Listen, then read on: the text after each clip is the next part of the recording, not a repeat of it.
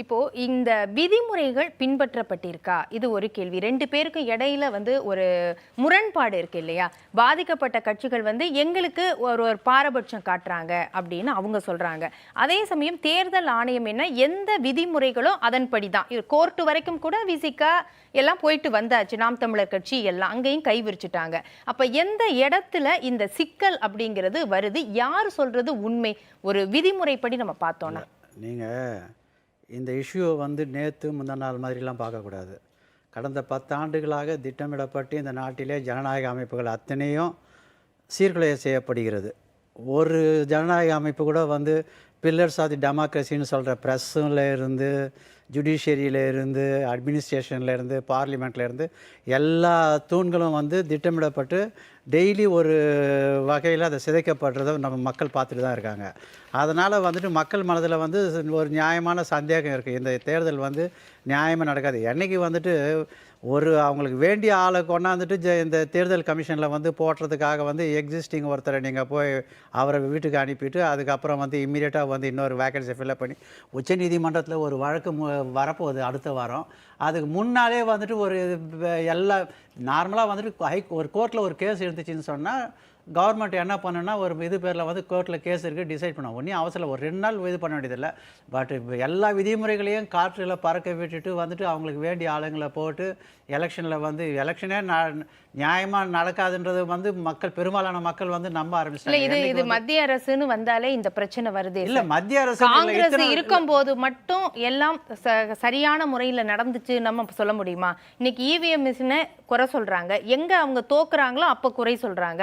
மற்ற சமயங்கள்ல அதை எதை பத்தியும் பேசுறதே கிடையாது. சரி, அது ஒரு பக்கம். இன்னைக்கு நம்ம இந்த சின்ன விஷயத்துக்கு மட்டும் தான் நம்ம பேசுவோம். இந்த சின்ன விஷயத்திலேயே இவங்களுக்கு வேற யாரும் அந்த சின்னத்துக்கு உரிமை கொண்டாடல. இப்போ நீங்கள் அந்த சீமானோட கருதுக்கு தென்னை மர சின்னத்தை விட்டுருங்க. ஏன்னா அது ஆல் இண்டியா பார்ட்டி நாங்கள் 4 ஸ்டேட்டில் கன்சல்ட் இது பண்ணதுனால அவங்களுக்கு ப்ரியாரிட்டி கொடுக்கணும். சட்டப்படி ஆல் இண்டியா பார்ட்டிக்கு ப்ரியாரிட்டி கொடுக்கணும். அதனால் அந்த இதில் ஏன்னா இவங்க அன்ரெகனைஸ்டு பொலிட்டிக்கல் பார்ட்டி. அதனால் அவங்க கேட்டாங்க.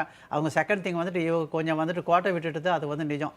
இவங்க காலம் கடந்து போயிட்டு தகராறு பண்ணதில் அர்த்தமே கிடையாது. அவங்க வாங்கின அப்புறம் நாங்கள் தான் ஃபஸ்ட்டு சொல்லி அவங்க தேதிப்படி சொல்லிட்டாங்க. பட் இதில் என்னென்னா ஒரு ஜனநாயக அமைப்பு மக்கள் நம்பிக்கையும் பெறணும்.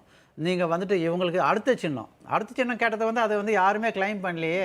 அந்த சின்னத்தை ஏன் கொடுக்க மாட்டேன்றீங்க? சீமான் என்ன கேட்டாருன்னா அந்த சின்னத்தை எங்களுக்கு இந்த சின்னத்தை கொடுக்கணும். ஒரு சின்னன்றது ஜனநாயக நாட்டில் அதுவும் பெரும்பாலான மக்கள் இன்னும் படிப்பறிவில் அந்த அளவுக்கு இது ஆகலை. அதனால் சின்னம் ஒரு வைட்டல் ரோலை ப்ளே பண்ணுறது உச்சநீதிமன்றத்திலேருந்து பல்வேறு வழக்குகளில் ஒரு அரசியல் கட்சிக்கு சின்னம்ன்றது ரொம்ப முக்கியம். அது ஒரு ஐடென்டிட்டியை மீதி எல்லாத்தையும் முதல்ல பார்க்க மாட்டாங்க.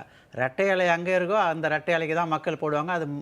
அது மைண்டு செட் ஆகிடும். நீங்கள் அதுக்கப்புறம் தான் மீதி தேர்தல் அறிக்கையை பற்றி பேசுவாங்க. எந்த கேண்டிடேட் பற்றிலாம் முதல்ல இந்தியாவிலே சின்னத்துக்கு தான் ஓட்டு. பெரும்பாலான மக்கள் கை சின்னமாக உதயசூரியனா ரெட்டை இலையா அப்படி தான் பார்ப்பாங்களே தவிர அதுக்கு பின்னாடி அவங்களோட திட்டங்கள் அவங்களோட கொள்கை அறிவிப்புகள் அதெல்லாம் பின்னாடி தான் வரும். அந்த மாதிரி ஒரு ஜனநாயக அமைப்பு இருக்குது இந்த நாட்டில்.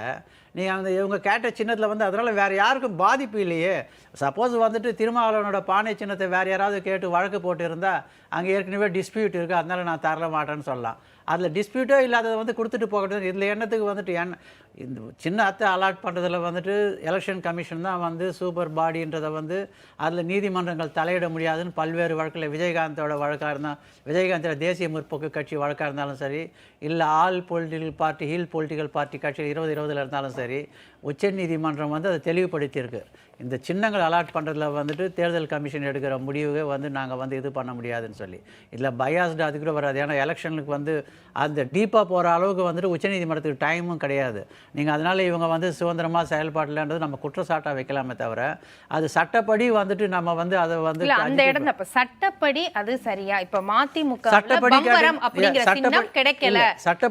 சட்டப்படி எலெக்ஷன் கமிஷனுக்கு அந்த அதிகாரம் இருக்குது. அதிகாரம் இருக்கு. அவங்க செய்த அந்த நடைமுறைகள் அப்படிங்கிறது சரியா? 1968 அந்த ஆணையின்படி சொல்றாங்க ஒரு கட்சி அங்கீகாரத்தை இழந்துருச்சுன்னா அதோட சின்னம் தானாகவே பொது சின்னம் வகையிலான வழிமுறை இல்லை அப்படிங்கிறது பிரச்சனை. விஜயகாந்துக்கும் அதுதான் பிரச்சனையா இருந்துச்சு. இப்போ திருமாவளவனுக்கு அதுதான் இருக்குது. ஏன்னா அவங்க அந்த கண்டினியூஸாக வந்துட்டு 6% ஓட்டு இல்லை 2 எம்எல்ஏ மினிமம்ன்றதை அவங்க வந்து பண்ணால் தான் வந்து அந்த சின்னம் வந்து பொதுப்பட்டியலில் வராது. ஏன்னா ஆட்டோமேட்டிக்காக பொதுப்பட்டியலில் வரும். பட் இவங்க வந்து இப்போ ஒரு சின்னம் வந்து ஒரு பாப்புலர் ஆகிடுச்சு மக்கள் மத்தியில்.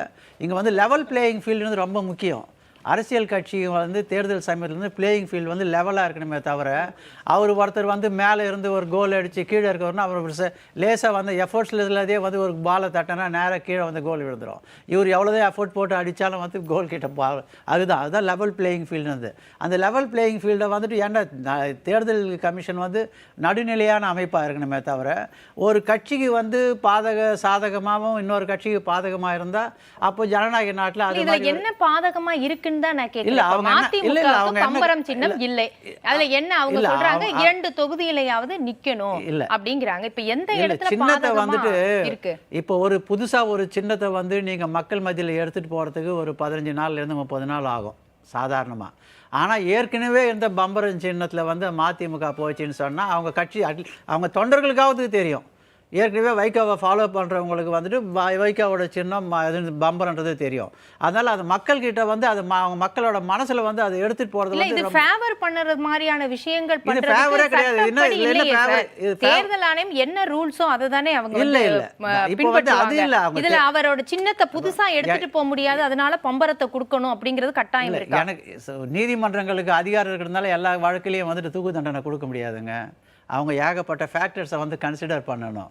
இதில் உங்களுக்கு எலெக்ஷன் கமிஷனுக்கு அதிகாரம் இருக்குது, அதை யாரும் டிஸ்பியூட் பண்ணலை.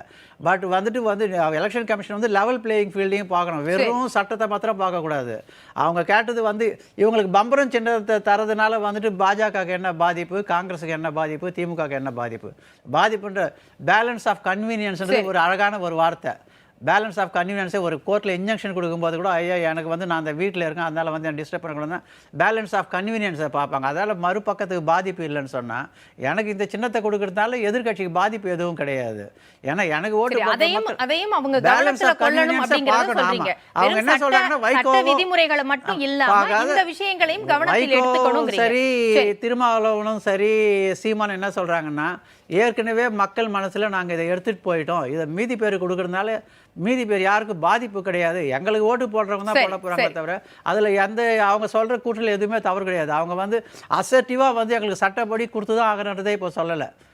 எங்களுக்கு வந்து மக்கள் மனசுல பதிஞ்ச சின்னம் அது எங்களுக்கு கொடுக்கறதுனால ஏற்கனவே நாங்கள் பயன்படுத்திய சின்னம் சொல்றாங்க, அதுல தவறு எதுவும் கிடையாது. சரி, நான் எடுத்துக்கிறேன். அரசியல் விமர்சகர் திரு துரைபாண்டியன் அவர்கள் அரங்கத்திற்கு வந்திருக்கிறார்.